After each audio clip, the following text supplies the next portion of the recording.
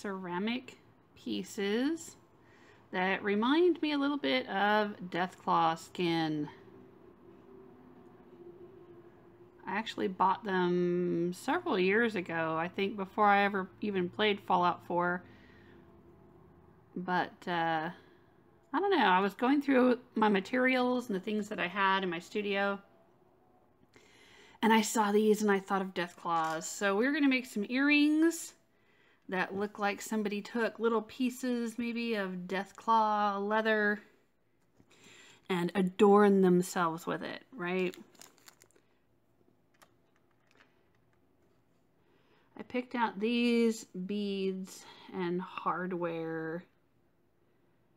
This is some kind of, I don't even know what the technical term is for this, but it's a type of hardware that I bought at a hardware store. It's not a jump ring from a jewelry shop or craft shop. It's from a hardware store.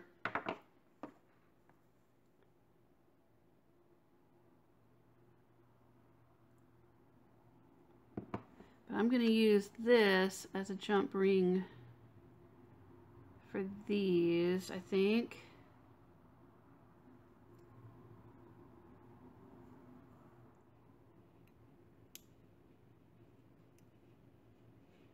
I'm trying to be careful so I don't chip the ceramic. Making jewelry inspired by an apocalypse or fantasy jewelry inspired by a fantasy setting where there might be dragons or elves or whatever, it kind of calls into question, why do people wear jewelry? Or why would elves or aliens or whatever, why would they wear jewelry? Why do we wear jewelry? You know, and that's a question that's always fascinated me. And I've said before that to me, I think jewelry is a kind of language. It's a form of communication, a form of symbolic communication. It's also kind of a way of keeping memories. Like if you're a hunter, right? You know, we're all familiar with the you know, the guy wearing a necklace of fingers in the apocalypse. Or in Witcher 3, there was one of the crones of Crookback Bog had a necklace of ears. There's stuff like that where it's like maybe each of these fingers or ears or bones or whatever represents something they hunted or someone they killed. And in a much less violent sense, we might have charm bracelets with a charm for each of our children or grandchildren or something like that.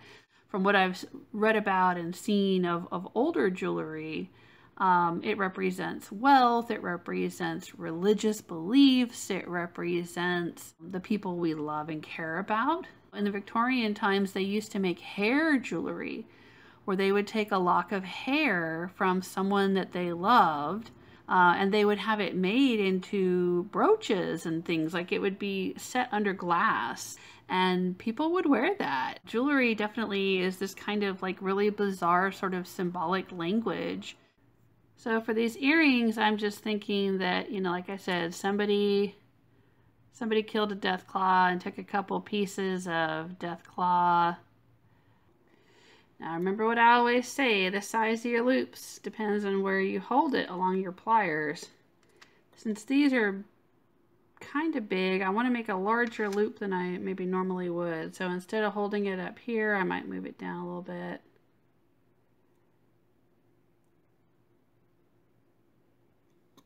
It's also larger wire.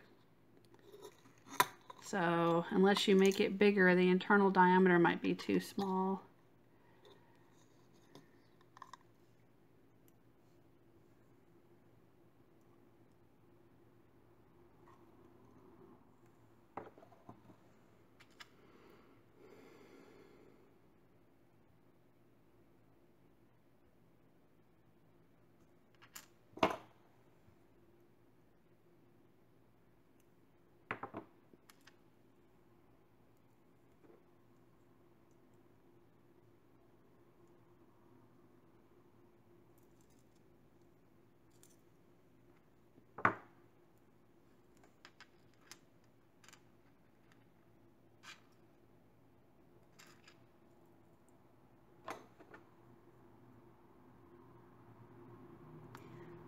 Let's see if I'm going to be happy with this.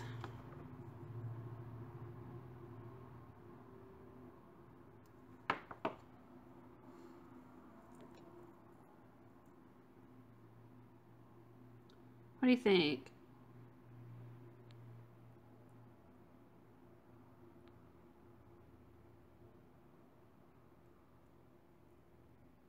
I think that looks pretty cool.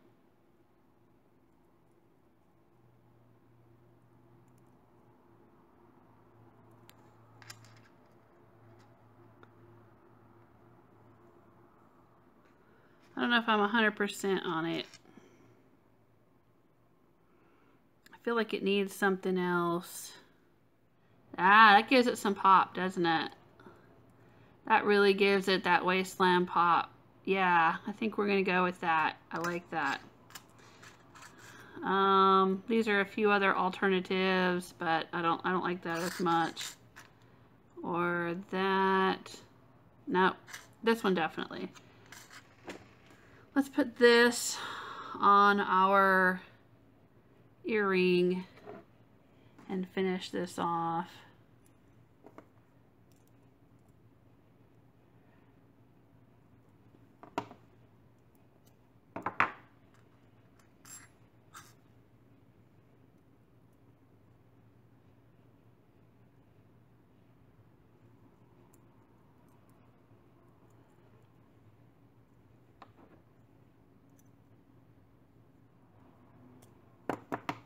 All right. See, now we've got, there we go. Oh yeah. I feel way better about that. That looks freaking cool. All right, we just want to make sure it's not going to fall through. Yeah, it shouldn't come through there. That's closed up tight enough. I like a little bit of movement in jewelry too. So like, you know, if you're walking around the wasteland and this is moving around just a little bit, you're going to get little glimpses of that. It's those spokes there behind that piece of deathclaw skin. A little bit of a jangly sound. I guess you'd have to be careful sneaking up. People hear you jangly jewelry if you're sneaking up on raiders. That was one thing that bothered me so much in the Thief game. I think it was Thief 4 technically, but it was the Thief reboot game that they came out with back around the time that Dishonored came out. But there was this female character who he was constantly trying to rescue or find or help or something. And she was supposed to be a thief that he had trained. And she was wearing like some kind of, you know, crazy, let's put her in these Hot Topic clothes. And I was thinking, you know what, as a jewelry maker and a person who's worn piles of necklaces in my life, I'm like, there's no way she could be a sneaky thief with all of that jewelry on. I was like so mad about that. Like, I don't care how careful you're trying to be, that jewelry would be rattling and clanking all over the place. All right. Ah, yeah, I feel so much better about that. That is perfect. I love that. Oh, yeah. Fuck yeah. I love these. I don't even want to give these up. Never gonna give you up.